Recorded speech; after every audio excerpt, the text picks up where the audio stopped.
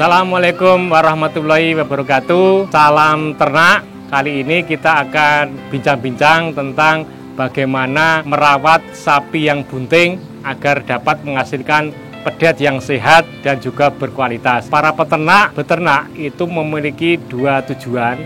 Yang pertama adalah penggemukan, yang kedua adalah menghasilkan pedet atau yang biasa disebut breeding. Kali ini kita akan membahas tentang bagaimana ternak kita yang kita pelihara bisa menghasilkan pedet yang bagus dan berkualitas. Betina ataupun indukan betina yang sudah dewasa kelamin nanti akan kita kawinkan, ya, bisa menggunakan kawin alami, bisa menggunakan IB atau inseminasi buatan dengan pilihan pejantan yang kita sukai. Bisa limosin, bisa simental, bisa wagyu, bisa PO Brahman dan lainnya itu. Kemudian setelah kita kawinkan, kita harus bisa memastikan bahwa sapi tersebut bunting atau tidak.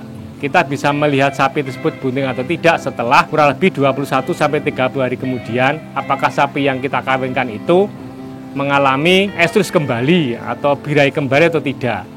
Namun apabila sapi tersebut tidak minta kawin lagi atau estrus lagi atau birahi lagi, baru kita bisa yakin bahwa sapi tersebut mengalami kebuntingan.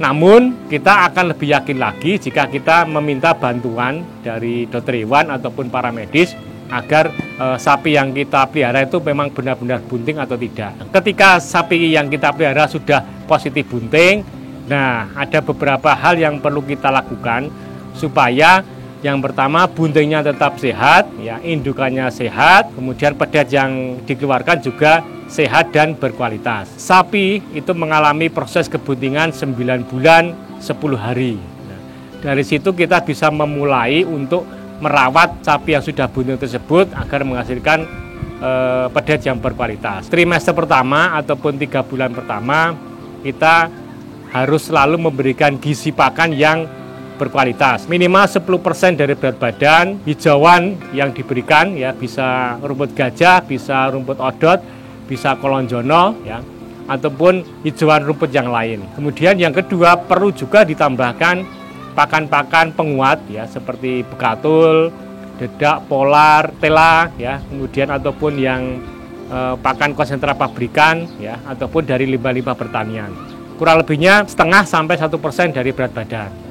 Kemudian yang kedua, di trimester yang ketiga dan kedua perlu kita juga tambahkan beberapa mineral, ya, mineral kalsium sebagai persiapan untuk proses kelahiran, yaitu dengan menggunakan tambahan probiotik Biotogold.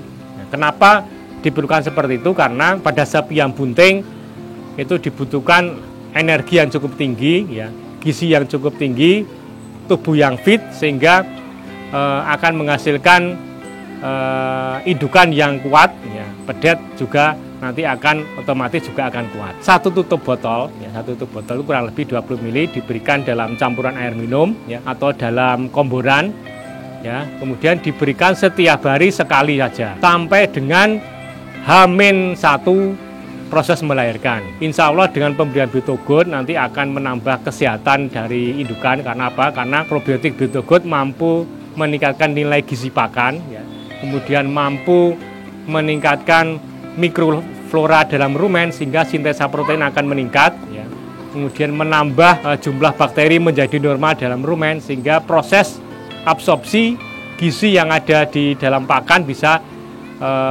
tercerna dengan baik. Para peternak sekalian, begitu yang bisa saya sampaikan kepada para peternak sekalian. Untuk menghasilkan kebuntingan yang baik dan menghasilkan pedet yang berkualitas, maka perlu kita rawat sapi kita dengan baik, utamanya dengan penambahan probiotik Biotogold. Salam sehat, ternak kita sehat, peternak jaya, Indonesia sejahtera. Assalamualaikum warahmatullahi wabarakatuh.